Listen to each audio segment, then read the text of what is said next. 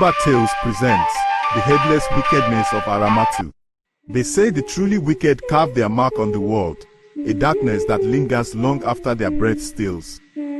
But what happens when death itself cannot contain such malevolence? What happens when the grave yields not peace, but a more terrifying form of unrest? This is the tale of Aramatu, the wicked woman of Ipele, a story that proves some evils. They don't just drag on, they evolve. In the heart of our land, near the ancient town of Ipele, lived Aramatu. Her spirit was a twisted vine, choking the joy and trust from the village. Her words were venom, her actions a blight. When the great sleep finally took her, a fragile hope bloomed in the weary hearts of the villagers. They believed they were finally free. They were wrong. Driven by generations of pain she had inflicted, their fear twisted into a desperate act. They believed that by severing her earthly form, they could sever her hold on their world. But some evils are not bound by flesh and bone. Papa Ojo, the village herbalist, was a man who danced between worlds. Wisdom and a touch of recklessness walked hand in hand with him. He saw the villagers' fear, but perhaps he also saw an opportunity to understand the darkness that had plagued them. Against the warnings of others, he claimed Aramatu's head. Iyafunke's return from the market is drawn out. She hums a cheerful tune, contrasting with the unsettling presence in the spare room. Her confusion when she hears the voice is more pronounced, a slow dawning of unease.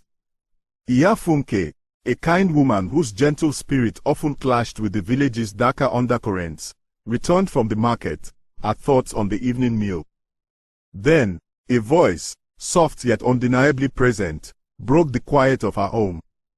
Strange sound, welcome home, Mama. Your journey must have been tiring. Iyafunke, did someone come to visit? Iyafunke cautiously approaches the spare room. Welcome, Mama, is repeated, slightly distorted. It was Aramatu. Even severed, her voice retained a chilling semblance of life. Strange sound, Aramatu's voice, now with a distinct undercurrent of melancholy. Ah, Mama, the weight you carry. I remember such burdens. If only these hands, if only these legs, were still mine to offer assistance. The injustice of it all, to be rendered so useless.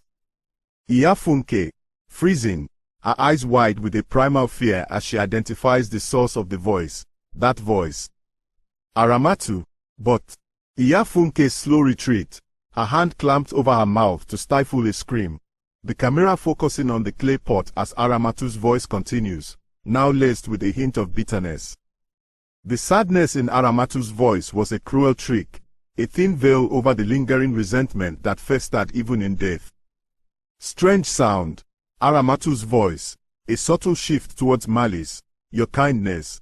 It almost makes me forget the cruelties I endured, the unfairness of my current predicament. Tell me, Mama, did they speak ill of me at the market? Did they rejoice in my incapacitation? Iyafunke, finally breaking into a terrified scream, stumbling backward. It's alive.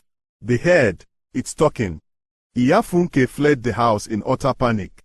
Papa Ojo rushed back, his initial confusion turning to horrified understanding as he too hears Aramatu's disembodied voice.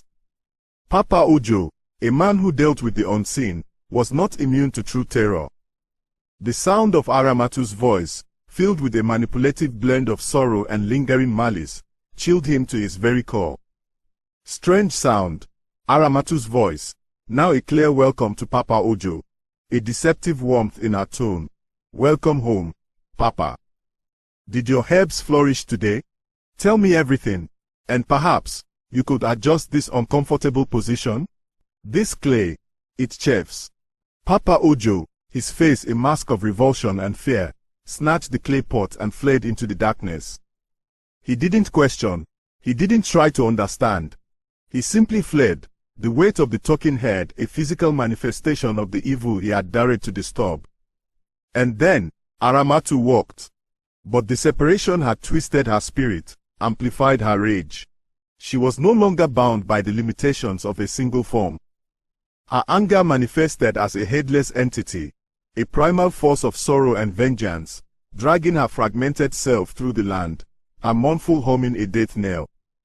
As Adekunle saw Aramatu, the way her tattered clothes seemed to cling to empty space, the unnatural stillness of her neck stump, the almost liquid way she moves without joints. The smell, it was like the earth had vomited something foul. And the humming, it wasn't sad anymore. It was laced with a cold, bitter anger. When I saw her, it wasn't just a headless woman. It was wrong, unnatural, like a nightmare given form. When she turned, I felt it, not with eyes, but with a presence. A wave of pure hatred washed over me. The humming stopped, replaced by a silence that screamed. Adekunle's encounter was not just a sighting. It was a touch, a brush with the raw, untethered malice of Aramatu. The village knew then that the simple ritual of dismemberment had failed. They had created something worse. The elders spoke of the old ways, of spirits unbound and the price of disrespecting the dead, even the wicked. They realized their hasty act had not quelled Aramatu's spirit but had instead unleashed a more tormented and dangerous entity. His ceremony is more elaborate. The fire is larger, casting eerie shadows. The chanting is more complex, involving rhythmic drumming and the shaking of gourds. The air crackles with an unseen energy. The ritual they prepared was not one of simple banishment, but of binding. To weave Aramatu's fragmented spirit back into the earth, to finally grant her the restless sleep she had denied herself in life. As the cold wind sweeps through, it carries not just a chill, but faint whispers, echoes of Aramatu's angry words and cruel laughter from her past. But Aramatu was not willing to be bound. Her anger fought against their ancient magic. When Aramatu appears, she moves with a jerky, unnatural speed. The silent scream is visualized with a distortion of the air around her neck, a ripple of pure agony and rage. The scream was not of pain, but of pure, unadulterated rage. A silent torrent of the wickedness that still burned within her. The elder staffs glow brighter. Their chanting becomes a desperate battle against Aramatu's presence. The fire flares erratically, casting monstrous shadows. The battle was not physical, but spiritual. A clash between the ancient wisdom of the elders and the raw, untamed fury of a spirit denied its rest. As Aramatu faded, it was not a peaceful release, but a violent tearing away. Her anger fought until the very last echo of her presence was gone. They said it was over. But the silence that followed was not one of peace, but of weary anticipation. The memory of Aramatu's headless form, the chilling hum, the raw hatred, it had taken root in their souls. The humming, it's fainter now. But sometimes, on a still night, I think I can still feel it in the air. A vibration of sorrow and anger. And the shadows, they still seem to move in ways they shouldn't. The wickedness of Aramatu left more than just a scar. It left a seed of fear, a constant reminder of the darkness that can linger, the evil that can adapt. And the question remains, did the elders truly banish her?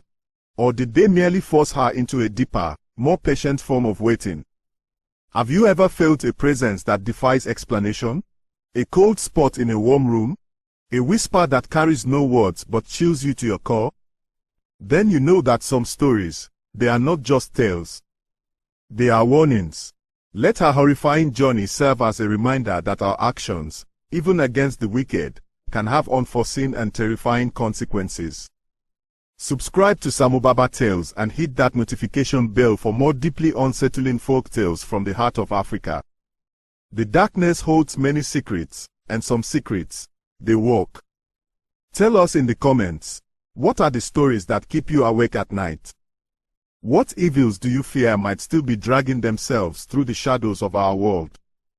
Join us, if you dare, to explore the darkness that lingers.